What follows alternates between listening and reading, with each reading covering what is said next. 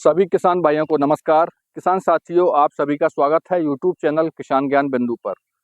किसान साथियों, आज की वीडियो में हम बात करेंगे कि अपनी धान की फसल में ज़्यादा मात्रा में यूरिया देने से क्या क्या नुकसान हो सकते हैं, क्या क्या हानिकारक प्रभाव हमारी फसल में आ सकते हैं।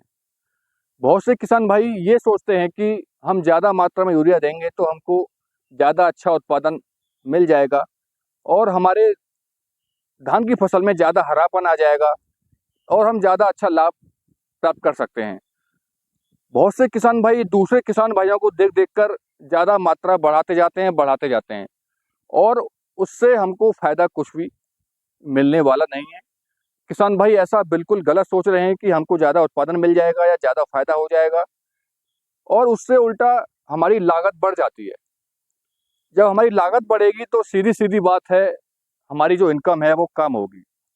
हमको इस तरह खेती करनी है कि लागत भी ज़्यादा ना बढ़े और हमको अधिक से अधिक फायदा हमारी खेती से मिले। किसान साथियों, नाइट्रोजन की पूर्ति के लिए किसान भाई यूरिया का प्रयोग करते हैं।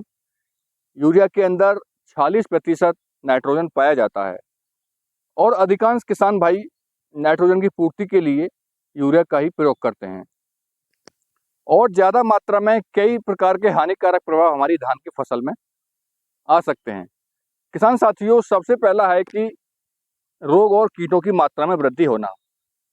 किसान साथियों, जब हम अपने धान की फसल में यूरिया का प्रयोग करते हैं तो पौधे को नाइट्रोजन प्राप्त होता है और जब ज़्यादा मात्रा में नाइट्रोजन पौधे के अंदर जाएगा तो पौधे के अंदर कोमलता आती है, वो मुलायम होता है, जिसकी वजह से कीट और रोगों की जो मात्रा है वो बढ़ जाती है। उसे बड़ी आसानी से खाएंगे पौधे को और ज़्यादा मात्रा में खाएंगे और उनके लिए एक अनुकूल वातावरण तैयार हो जाएगा। जब रोग और कीटों की मात्रा बढ़ेगी तो सीधी सीधी बात है कि हमारा उत्पादन कम होगा और हमको नुकसान ही होगा। अगर मुख्य कीटों की बात की जाए तो BLB यानी कि बैक्टीरियल लीफ ब्लाइट, दूसरा है स्टेम बोरर यानी कि जिसको हम तना छेदक कहते हैं, और तीसरा है ब्राउन प्लांट हॉपर।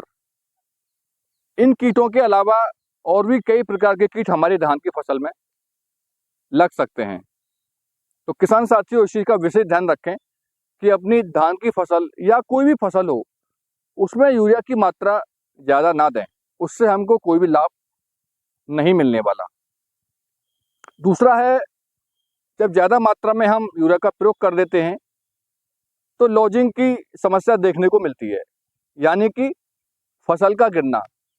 जब अच्छी मात्रा में ज़्यादा मात्रा में फसल की वृद्धि हो जाती है और उसके अंदर नाइट्रोजन की मात्रा बढ़ जाती है और पौधे कोमल हो जाते हैं तो वो थोड़े से ही हवा के झोंके से फसल गिर जाती है, जिसकी वजह से हम देखते हैं कि कभी कभी पूरा खेत ही हवा के कारण गिर जाता है और बहुत बड़ा नुकसान उसमें किसान भाइयों को उठाना पड़ता है। तो किसान साथियों, यूरिया की ज़्यादा मात्रा देने से हमारी फसल में लॉजिंग की समस्या भी आ सकती है।